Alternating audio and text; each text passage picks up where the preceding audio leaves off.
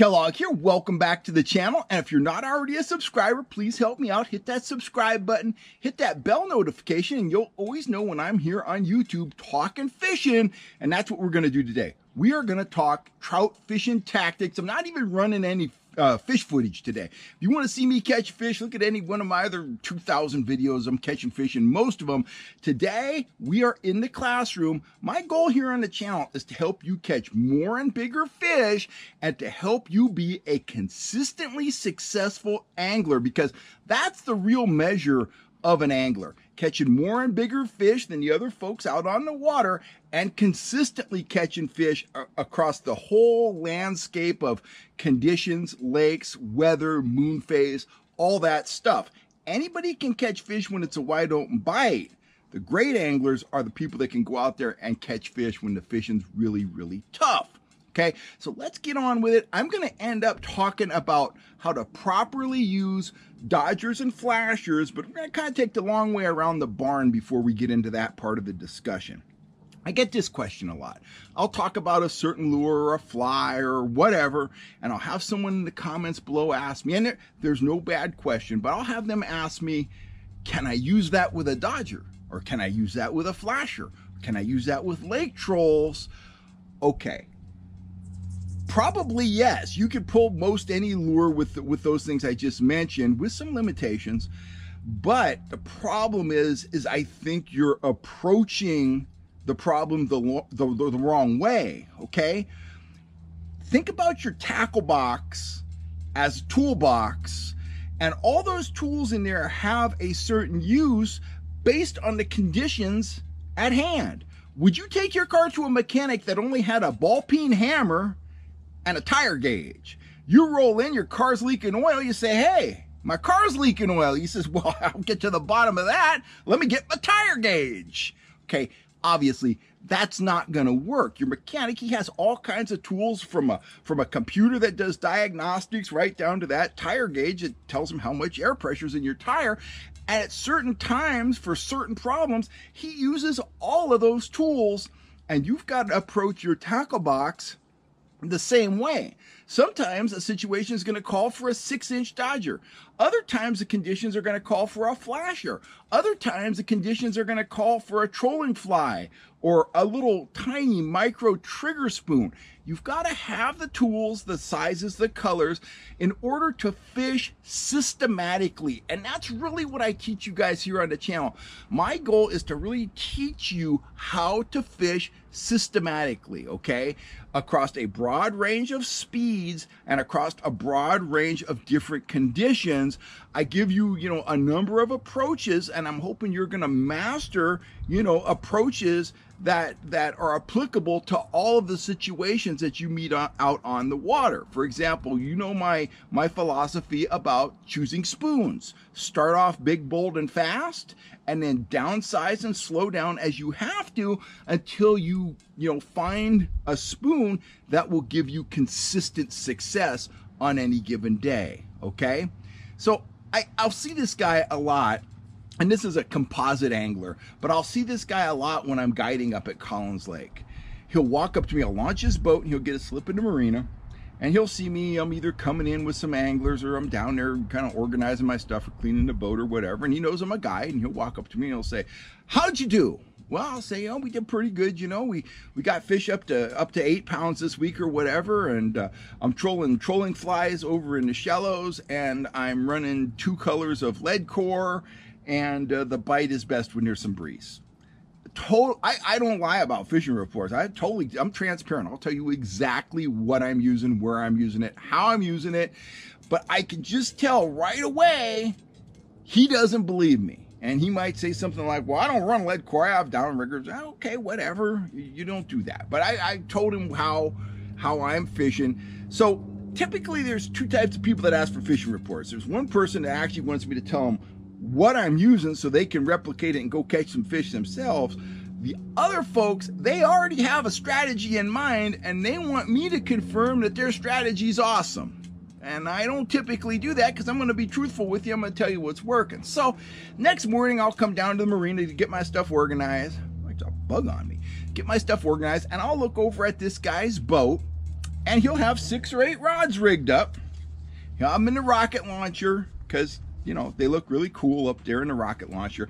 And they'll all be rigged the same way. This is a rig I see a ton at Collins Lake. And it's unfortunate because it's a rig that doesn't really perform well there. But guys, you know, they read a lot of Facebook and they think that this is what the cool kids pull. They'll have every rod rigged up with a 6-inch Dodger.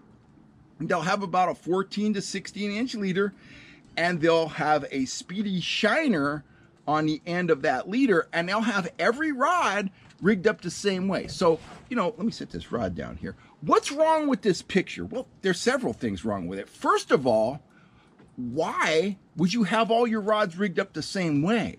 What if that's not working? The whole idea of having multiple rods on the boat is to start to dial in the bite so you can experiment and find what the fish want. You're not doing much experimentation if every rod has a 6-inch blade on it and a speedy shiner, okay? Problem number 2, these are completely incompatible, all right? This blade here, if you troll it more than about 2.2, it's gonna start to roll and it's gonna tangle up your line. Speedy shiner, it doesn't start working well until it's going 2.5 or faster. So you're either gonna have to make a choice. You're gonna troll this at, you know, 2.5, 2.7, 3 miles an hour and have the Dodger roll and tangle everything up, or you're gonna troll it 2 miles an hour where the Dodger works well and the Speedy has very little action. So, you know, your rig is totally incompatible.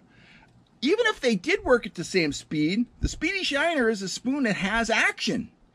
You're running it too close to the blade. The only time you should have something within 2 or 3 Dodger links of the Dodger is when you're running a lure that has no action and you're depending on the Dodger to impart the action to that lure.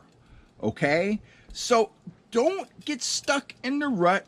Don't worry about what everybody else is doing. Don't worry about what the cool kids are doing.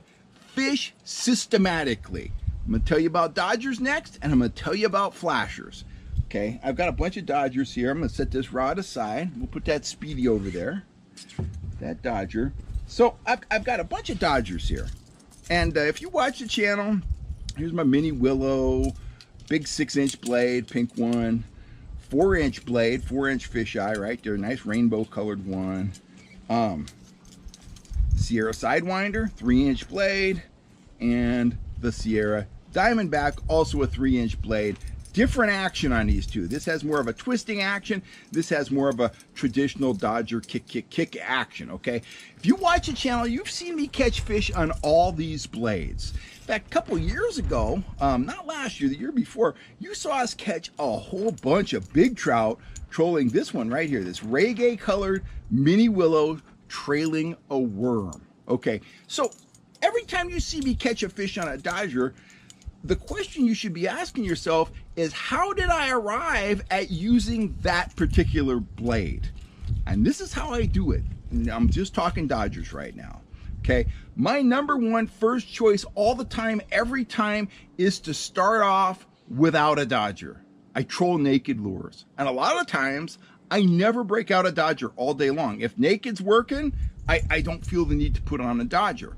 Okay, 2 years ago when I caught all those big trout on this blade paired with a worm, I started off with flies and naked worms. I was catching some big fish on the flies, nothing on the naked worms. So I thought, well, you know, that fly with the action disc, it's displacing a lot of water. There's a lot of vibration there. So maybe I need to add some vibration to the worm. Lo and behold, I put one of these on. The worm has action now. I've got it on that slow death hook. It's rolling. Put the worm about 40 inches behind this blade, and I started catching fish, and we fished it for several months. Caught fish on this combo up to about 12 pounds. So fantastic. Now, once I saw this blade was working, I didn't go up the size progression anymore. I didn't break out a 6-inch blade, okay? You just want to give the fish enough, okay? So I started out naked. I went to this and it was working. If that didn't work, I'd have probably tried out one of these 3-inch blades, followed by a 4-inch blade, and maybe I might have run a 6-inch blade. Let me tell you a little secret about these big blades, okay? You want to pair the size of the blade to the water you're fishing in a lot of cases, okay? At Collins Lake, Lake Pardee, Rollins Reservoir, any other fairly small lake, I rarely run with a 6-inch blade. It's too much, okay? When I use these blades religiously is at a place like Folsom down in the main body. Shasta, think about Shasta. Heck, there's places where it's 3/4 of a mile wide and it's 300 feet deep. In that situation, I do like to have a big blade in the spread to draw fish in. And did you hear what I said right there?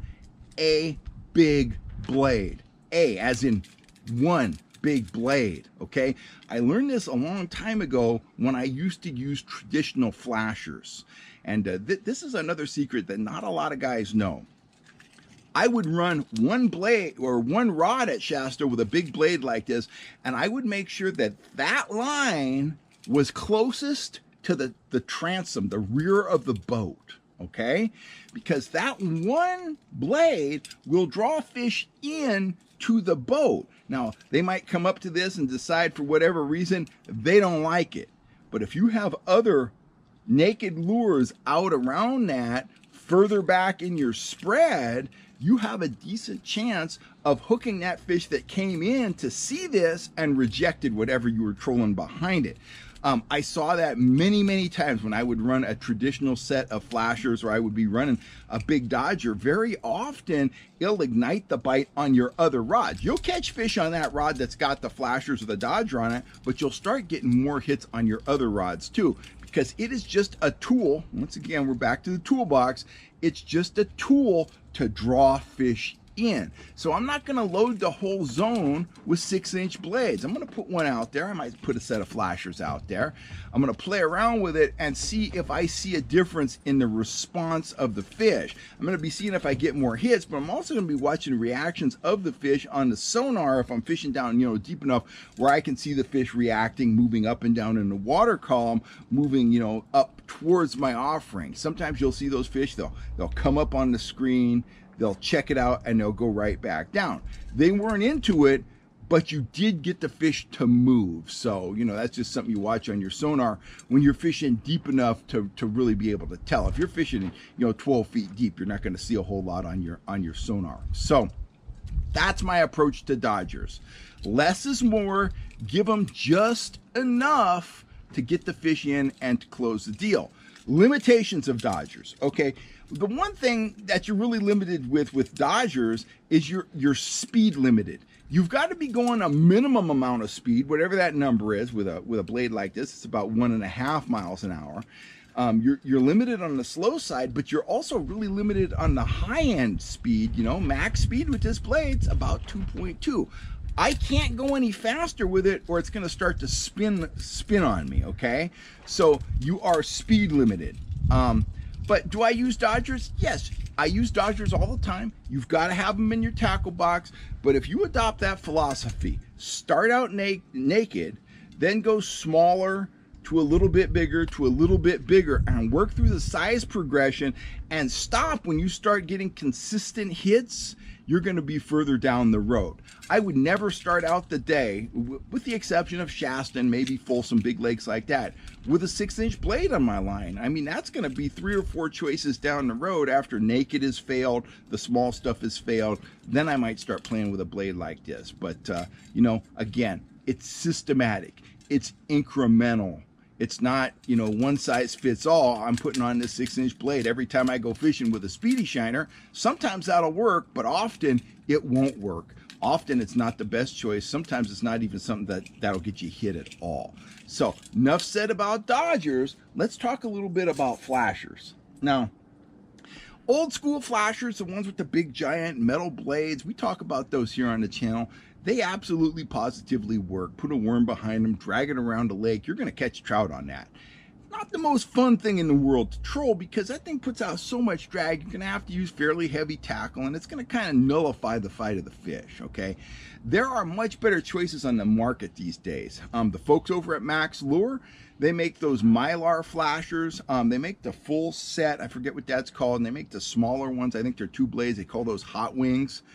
They put off a great deal of flash, a great deal of vibration, and almost zero drag because they're just made out of these thin strips of mylar. Great product. I don't sell them, but they're fantastic. Low drag is important with any of this stuff. One, you don't want the drag, weighing down your rod and weighing down to the fight of the fish, but also something that's putting out a lot of drag gives the fish some resistance to fight against and to develop slack against, and it increases your odds of losing the fish. So low drag is always better. So the Max, the Mylar flashers, they're fantastic. As are my turbo flashers. There's nothing else like these. They put out a very unique sound, a very unique type of flash, come in a variety of colors that you can tailor, to the water conditions wherever you're fishing. But very low drag. The nice thing about flashers, whether you choose to use the Max, Mylar ones, or mine, or both, is that there is no speed limitation, okay? This will spin. You could just be being pushed by the wind in a kayak, 1/2 mile an hour, and this is just gonna slowly rotate. It's gonna put out flash, and it's gonna put out vibration.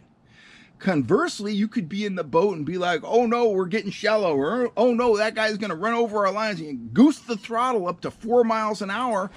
Nothing bad is gonna happen. It's just gonna spin faster. That's all that's going to happen. So in a lot of ways, I think flashers, particularly the modern versions of flashers, like the Mylar ones, like the Turbo Flasher, I think they're superior to Dodgers in a lot of ways. You're not limited by speed. There's no speed limitation on them. And also the low drag, it just gives you a lot lower chance of losing a fish. If you were a fish, you were hooked on the end of my line and you were fighting for your life, and you knew if you developed some slack in the line that you could throw the hook, would you rather be fighting against this big flat-sided blade or this little aerodynamic flasher? Well, obviously, you have a much better chance of developing slack against that big blade than you do against this thing that is cutting through the water. It's still rotating, but very little drag, not much for you to fight against. So that's kind of my take on flashers and Dodgers. You can run virtually any lure behind a Dodger or behind a flasher. I will say this in closing, though. Back in the day, I would tell you that if you were going to fish with hoochies or tubes, you would have to run them behind a Dodger because they have no inherent action of their own. They're just kind of there. They'll just troll through the water nice and straight. And if you put them, 2, 2.5, 3 Dodger links behind a blade, that blade is going to impart action to that tube, which is true, and it's a great presentation. That's a killer presentation at both Folsom and Shasta, big bait fish lakes. It flat out works. But since I've been guiding, I spend a ton of time on the water, I have found that tubes and hoochies will work if you just straight troll them through the water. It's hard to have confidence in that presentation until you've caught fish on it. It works. But I'll tell you what else works too, and this falls in with my idea of less is more and kind of working, from the subtlest attractors up to the big guns, the big stuff. Take a hoochie and rig it up with an action disc. Maybe put a bobber stop and a bead in there so you can space it out a little bit. A very, very, very stealthy presentation is the result. You're going to get a lot of action on that tube, but you're not going to have that big blade working in front of it. Some days the big blade pulls in fish and it closes the deal very nicely. Other days when the fish aren't super fired up, the big blade actually hurts you, and you might be better off trolling a naked hoochie with an action disc, say 1.5 or 2 inches out in front of it. Very subtle presentation, very deadly injured minnow presentation, and that's what trout and that's what kings are looking for. They're looking for a minnow that appears to be injured. Very often then, whether the fish is active or not, it's game on. So that's my philosophy on the blades. That's my philosophy on the flashers. You absolutely need them, but they're just another tool in your box. Don't get stuck in a rut. Don't get stuck in a speed rut, a presentation rut. Don't always run a 6-inch Dodger. Don't never run a 6-inch Dodger. You got to look at that tackle box as a tool chest and use those tools appropriately, and then you will be consistently successful and you'll catch more and bigger trout. I guarantee it. I'm Kel Kellogg. Put this to use next time you're out on the water, and I'll catch you next time right here on YouTube. And we will be talking fishing tactics. Thanks a lot, guys.